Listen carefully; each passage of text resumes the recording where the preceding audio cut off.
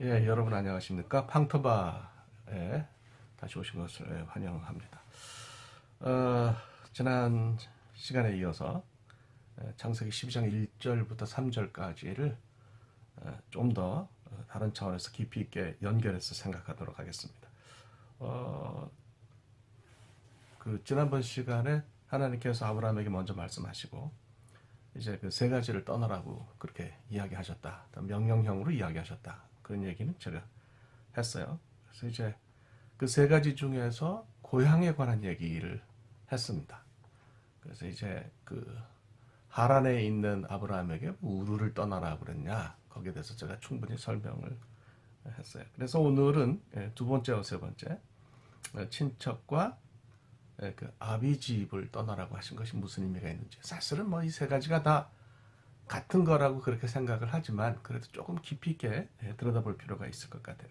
자, 두 번째로 떠나라고 하신 것이 이제 그 친척을 떠나라 그렇게 이야기를 하신 거죠. 그 창세기 11장 28절에 계속해서 기준이 되는데요. 거기에 보면 몰레데트라고 하는 그런 단어가 나와요. 이 몰레데트라는 말이 이제 그 얄라드, 아이를 낳다는 히브리 동사에서 비롯된 그런 명사인데요. 뭐 출생이라든지 아이를 낳다는 뜻이니까 출생이라든지 뭐 후손이라든지 혹은 뭐 이제 친척이라든지 그런 뜻으로 쓰이는데, 창세기 12장 1절에서는 이 단어가 친척을 의미하는 말로 사용되었다. 이렇게 생각하시면 되겠습니다. 자, 아브라함의 친척은 누굴까요? 그러니까 다시 말씀드리자면 무슨 뭐 데라라든지, 데라는 이제 아버지지만, 혹은 나홀, 밀가 뭐 다 이런 사람들이 이제 아브라함의 친척이라고 볼 수가 있어요. 다 설명했어요. 데라라는 이름, 아브라함이라는 이름 뭐 다 이렇게 설명했는데, 사레도 역시 아브라함의 친척 가운데 하나라고 볼 수가 있는 거죠. 아브라함과 사레는 어떤 관계인가요? 그 애굽에 내려가서 그 애굽 왕 바로에게도 이야기를 하고 그랄 왕 아비멜렉에게도 이야기한 것처럼 두 사람은 누이이자 누이 오빠와의 관계, 10살 차이 나니까요. 관계이자 혹은 남편과 아내 관계다 이렇게 이제 볼 수가 있는데, 특별히 그 하라는 이런 그 근친 결혼이 굉장히 가능한 문화였어요. 그것이 아주 일반적이었기 때문에 이렇게 결혼했는데요. 창세기 12장 10절부터 13장 1절까지를 보면 그냥 사라를 아브라함의 누이이고 아내라고 그렇게 설명을 합니다. 그런데 좀 더 구체적인 관계는 뒤에 나오죠. 창세기 20장 12절에 가면 이제 그랄 왕 아비멜렉과 이제 복잡한 관계가 됐을 때에 그때 거기서 이복누이라고 그렇게 이제 이야기하는 걸 볼 수가 있어요. 그러니까 아버지는 같은데 어머니가 다른 관계다 이렇게 볼 수가 있어요. 이쯤 되면 이제 굉장히 사실은 친남매나 다름없다 이렇게 볼 수가 있는데 결혼한 거죠. 그 당시 문화, 이것이 옳다는 것이 결코 아닙니다. 그 당시 문화가 그랬다고 하는 것을 여러분들에게 이제 말씀을 드리는 거예요. 그러니까 오늘날의 관점으로 4,000년 전의 역사를 재단하고 판단한다는 것은 사실은 그렇게 온당하지 않은 일이에요. 그래서 그 당시 상황으로 들어가서 생각해 보면 이것은 얼마든지 가능한 일이었다 이렇게 이해할 수 있다는 얘기죠. 자, 사례는 글쎄요, 히브리 말로 정확하게 읽으면 사라이예요. 사라이. 그 히브리 말로 사르가 왕자라는 뜻이죠. 프린스라는 뜻이에요. 그래서 그 여성형 어미인 헤이가 붙으면 이제 사라가 되는데, 여기에 나의라고 하는 1인칭 소유격 서픽스를 붙이면 사라이 이렇게 됩니다. 그래서 사라이는 직역하면 my princess.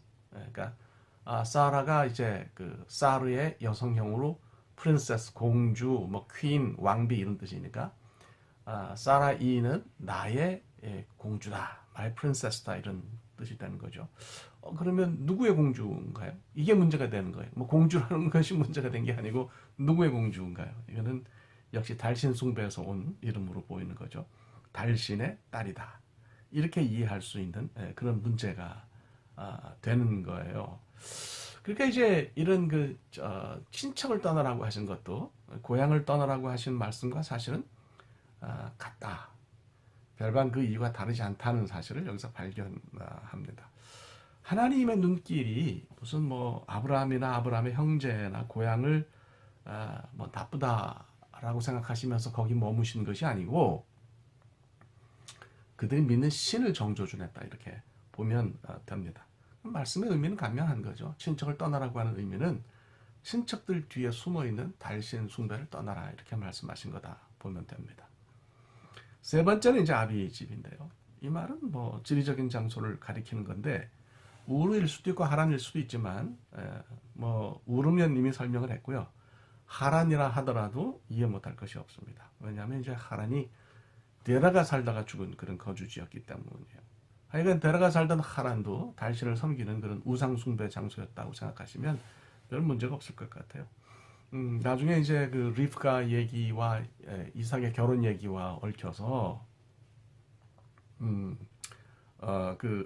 리브가가 아니고 야곱 그죠?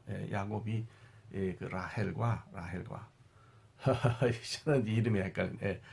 야곱이 라헬과 이제 얽혀가지고 거기서 떠나면서 바단 아람 하란이죠. 거기서 떠나면서 라반의 테라핌이라고 그렇게 히브리 말은 있죠. 이거를 좀 훔쳐가지고 온 거를 보면 우상숭배 문화가 하란에 있었다. 이걸 우리가 알 수가 있어요. 테라핌은 household god, 그러니까 집안의 어떤 그 수호신 역할을 하는 그런 신이라고 우리가 이제 볼 수가 있는데요. 라헬이 이거를 깔고 앉았잖아요. 그러니까 유대인들이 아주 우상을 굉장히 어떻게 생각했는지를 잘 보여주는 그런 부분인데요. 나중에 요 본문이 오면 그때 가서 좀 더 자세히 깊게 생각하도록 하겠습니다. 하란에 살았던 데라는 우리가 이제 유대주의 문헌을 읽어보면 우상을 숭배하고 만드는 사람이었다는 사실을 알 수가 있는 거죠. 미드라시 탈무드뿐만 아니라 미드라시 제네시스 라바 창세기 주석을 그 유대교 랍비들이 썼는데요. 이게 이제 연대가 한 4세기에서 6세기 돼요. 그래서 요 기간 동안에 쓰여진 그 창세기 그 주석이 있어요. 유대교 쪽에 브레시트 라바, 그러니까 제네시스 라바인데요. 뭐 이것도 제가 사진으로 보여드릴게요. 이제 거기 보면 좀 더 자세한 얘기가 있어요. 그러니까 데라가 이제 우상 만드는 사람인데 아브라함에게 우상을 맡기고 외출을 했어요. 그러니까 이제 아브라함이 그 작대기를 휘둘러 가지고 하여튼 우상을 다 박살냈는데 데라가 돌아와 보니까 우상이 다 쓰러져 있는 거예요. 그래서 이거 어떻게 된 거냐 그러니까 어떤 여자가 집에 들어와서 아버지가 만들어 놓은 우상에게 제물을 바치려고 했는데 우상들이 그 악유가 벌어졌다는 거예요. 논쟁이 벌어졌다는 거예요. 어떤 논쟁이 벌어졌냐면 도대체 이 여자가 바친 제물을 누가 제일 먼저 먹어야 될 거냐 이런 거 가지고 누가 더 크냐 가지고 싸움이 벌어졌는데 제일 큰 우상이 작대기를 휘둘러서 나머지 우상을 다 쪼개버렸다 이런 얘기를 하니까 아버지가 데라가 어이가 없어서 움직이지도 못하는 우상이 뭐 이런 일을 하냐 그러니까 아브라함이 그 노발대발한 데라를 보고 노발대발은 뭐 글쎄요 할아버지 발이 크시다 뭐 이렇게 얘기한 기억이 누가 그렇게 얘기한 기억이 나네요. 이거 아재 개그예요. 너무 신경 쓰지 마세요.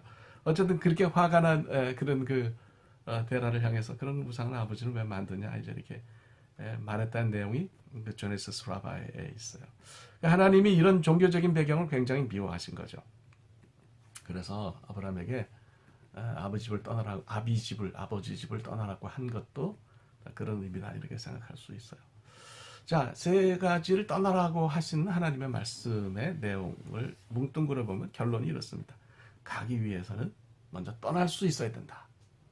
뭘 떠나야 하는지 구체적으로 알지 못하면 갈 곳에 대한 정보가 무슨 소용이 있겠어요. 그러면 아니 하나님이 어디 가라고 하시는데 어디로 가라고 말씀 안 하시는데 어디로 가야 할까요? 이렇게 힘들어하는 아브라함에게 하나님 그러시는 거죠. 갈 곳에 대한 정보는 그건 네가 떠난다면 문제다. 너는 먼저 떠나라 이렇게 말씀하세요. 그래서 하나님이 참 질투가 많은 분이세요. 우리가 하나님보다 더 사랑하는 것이 있거나 하나님보다 더 의지하거나 신뢰하는 것 이론적으로가 아니라 실제적으로 우리의 실제적인 삶에 있어서 하나님보다 더 신뢰하는 것이 있으면 떠나라고 그렇게 이제 말씀하시는 거 아니겠어요? 그래서 보면 첫 시간에도 말씀드렸지만 가끔 이제 우리가 살면서 너무 욕심이 많은 거 아닌가 그런 생각을 해요. 내가 그걸 가득 채우고 내가 좋아하는 것으로 무장하고 있으면서 하나님의 뜻을 따라갈 때 그걸 포기를 안 하고 그냥 가려고 할 때가 많아요. 그래서 뭐 나는 내 것으로 가득 차 있으면서도 하나님의 것으로 좀 채워주세요. 이렇게 말하는 경우가 많은데요. 때로는 비워야 채울 수 있는 법이고 떠나야 갈 수 있다. 이렇게 생각합니다. 그래서 내가 살면서 꺼내들 것이 무엇인지, 비워야 할 것이 무엇인지, 또 하나님이 이런 문제에 대해서 오늘 나에게 뭐라고 말씀하시는지 우리가 들을 수 있게 되기를 바랍니다.